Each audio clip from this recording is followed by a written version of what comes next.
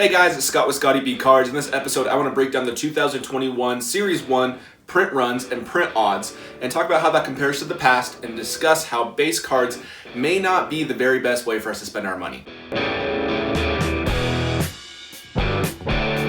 So the very first thing I want to discuss is I want to show this graph, and on this graph you can see the print odds between hobby packs from 2021 back to 2019. And it is very clear just looking at it that print runs are super high in comparison to the past.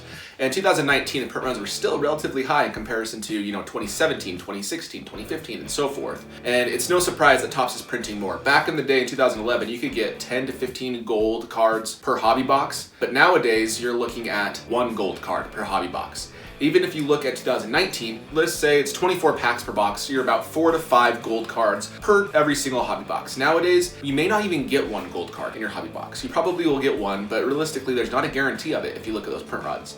On top of that, the one thing that you also could take away from this graph is that rainbow foils, which used to be really scarce parallels when they came out in 2015, they're super hard to find. If you go look at Francisco Lindor, his are tough to find. They're not easy to find.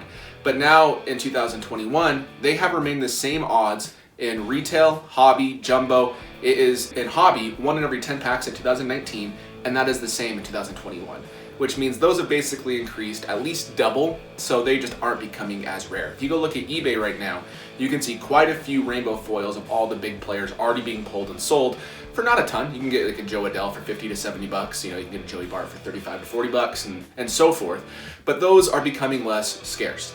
On top of that, if you go look at the Platinum 101, the Platinum line is the 1 of 1. In 2019, you could get a 1 of 1 and a little bit less than every 10,000 packs, every 9,544. Now, you'll have to open almost 53,000 packs in order to find a Platinum 1 of 1. So that just kind of shows how crazy those print runs have increased. So I just want to talk about how base cards probably aren't the best way to collect anymore, if possible. I know sometimes there's a barrier to entry to get parallels, and I understand that completely. But if you're going to be buying 3, 4, 5, 6 base cards of a player, that's not going to nearly be as effective for you. In the long run, they may increase at a little bit higher percentage, so like a $5 card may become a $15 card, while the gold may go from $100 to $250. Now, it's a better increase percentage on the base, but 15 to 20 years from now, a lot of the super collectors that will be collecting these players are not going to be wanting base cards. They want the rare stuff. They want to get the cards that are hard to find, that are in decent condition, and are serial numbered. At least that's how I am with Mookie Betts. I am much more attracted to a gold 2014 update than a base. And for a long time, I was able to get golds for 75 to 100 bucks, a year and a half ago, maybe a year ago. And nowadays they're about $400. So I understand they're probably too expensive for people. But, if you're looking at a base card, those are still 200 bucks. And there's quite a few more base cards of 2014 Topps Mookie Betts versus gold cards. And that is across the board. I just want to discuss that a little bit more depth. I have the 2018 Acuna and Soto odds and the 2019 Fernando Tatis odds and how many were graded by PSA, Beckett, and SGC combined. And this is a few days old, so these numbers are probably even higher now. But, Ronald Acuna, in his 2018 Topps update, there were 25,106 graded last time I checked. And that's just the base card, which is an astronomical number. I think 16 to 17,000 of those are PSA 10s. While his golds, there were only 364 total graded. So a tiny, tiny percentage in comparison to the base. But let's just look at what percentage of the golds were graded, because we can figure that out because we know the exact print run of the golds. There were 2018 golds made, and there were 364 graded, so that's 19%, roughly 19% of the print run is in a slab.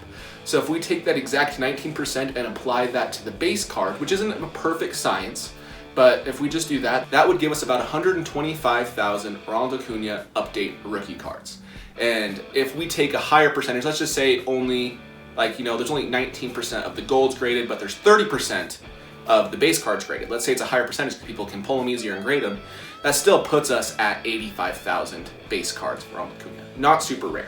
And if you look at Ken Griffey Jr., he had 2 million-ish of his 1989 Upper Deck cards printed, and there's about 4,000 PSA 10 rookies of him out there. And his cards go for, $3,000 to $4,000 right now. Beforehand, they went for only a couple $100 a year or two back. But that means there are already 4 times more Ronald Acuna PSA 10 graded rookie cards than there were Griffeys. So it's becoming less and less scarce on base cards. We can apply that same principle to Juan Soto. Right now, Juan Soto has total 385 golds graded, so pretty low, which is 19.08% of the total 2018 print run.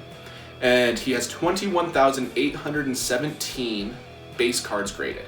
So that would put him at 114,000 if you apply that same 19% to that number. Put him at 114,000 for his base card. And if you do the 30%, let's say more are graded, 10% more are graded, that still puts him at 72,500. We know that Acuna and Soto, because they're in the same set, are probably really they're a lot closer than they are further apart right now.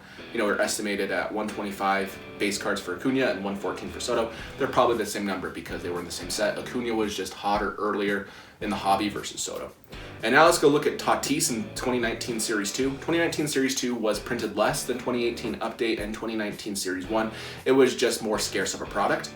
But even right now, it's a year later. So it's released a year later, so that means there's about a year gap between how many of his cards are graded. So a year from now, there'll be close to the same number as Acuna and Soto, relatively.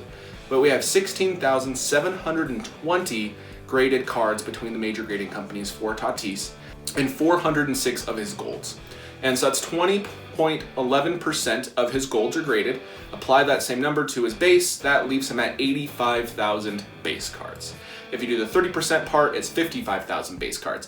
And that number is really low in comparison to the other two, but that Tatis Series 2 number will increase. There's probably thousands of Tatis Series 2 rookie cards sitting at PSA right now. I know I have a few, and if I have a few and I don't even submit that many cards for grading, there's people who have probably 30 or 40 of them sitting there. So I just want to talk about how you want to make sure you're buying cards that have the potential to be worth more money in the future.